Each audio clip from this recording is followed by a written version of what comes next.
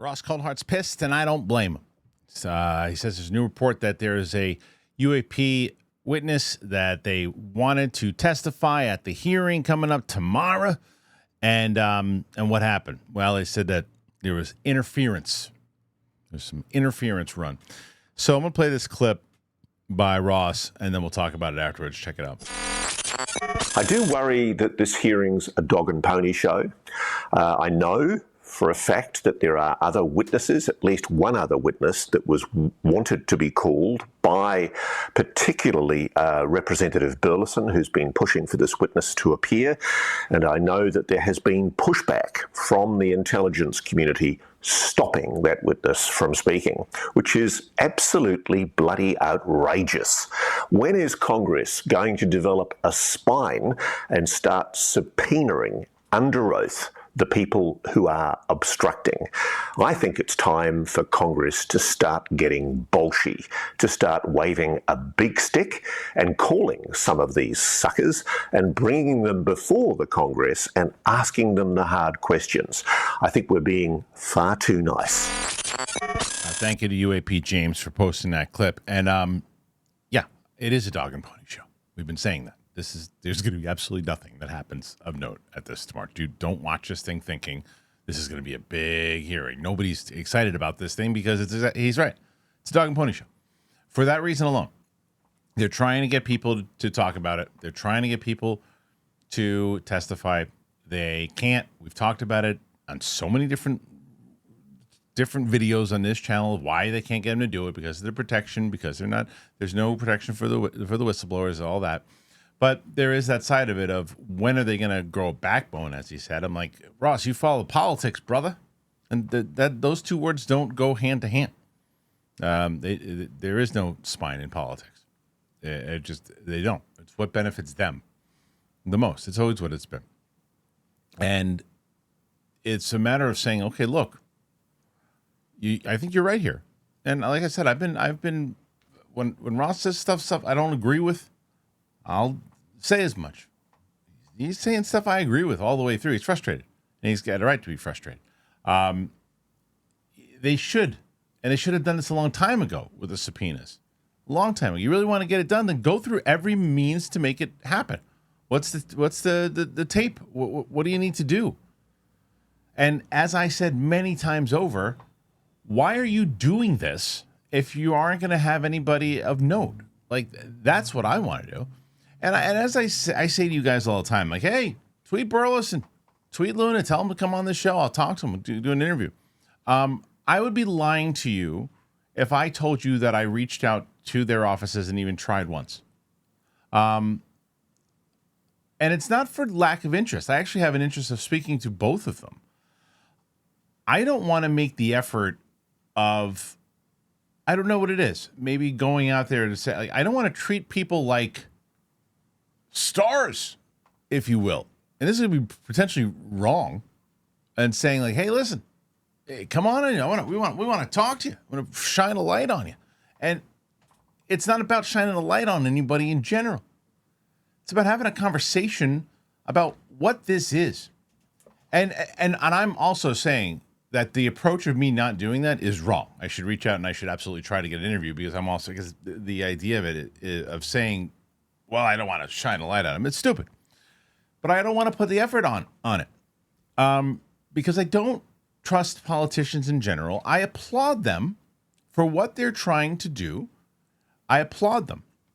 But I would want to ask questions like, why would you say, the questions I would ask Luna, why would you say that you can't do another hearing with just people who have seen things in the sky or can't really give real answers? You got to have firsthand witnesses, and then have a hearing where you don't have any firsthand witnesses. And you have said many times over, which I understand, and I can't imagine how frustrating it is, about the skiff flu joke and all that stuff. And every time you try to get these people, they won't testify.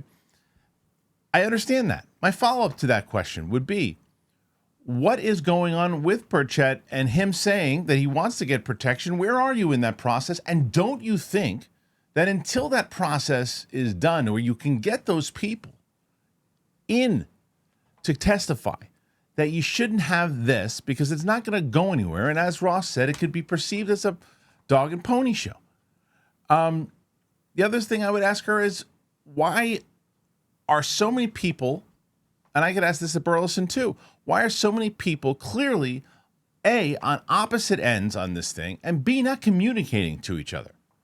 How do you say that you haven't, this is for Luna, how you haven't spoken, or you didn't know who Eric Davis was when you were sitting right next to him? You deleted the tweet afterwards, and maybe that's what you realized. Oh, I didn't realize that that's who that was. I'd like to hear the answer in general. And the truth that it also, she might have given that interview somewhere. I don't know if she's addressed it or not. Because I can only imagine, and this is the thing, I can only imagine how frustrating it is for them. Because they've got to balance the perception of how the community is looking at them. They have to, because don't think that that's not important to these people. Of course it is. Because as I have also mentioned, yes, these were people that were definitely up and coming inside of their party. There's no doubt about that, right?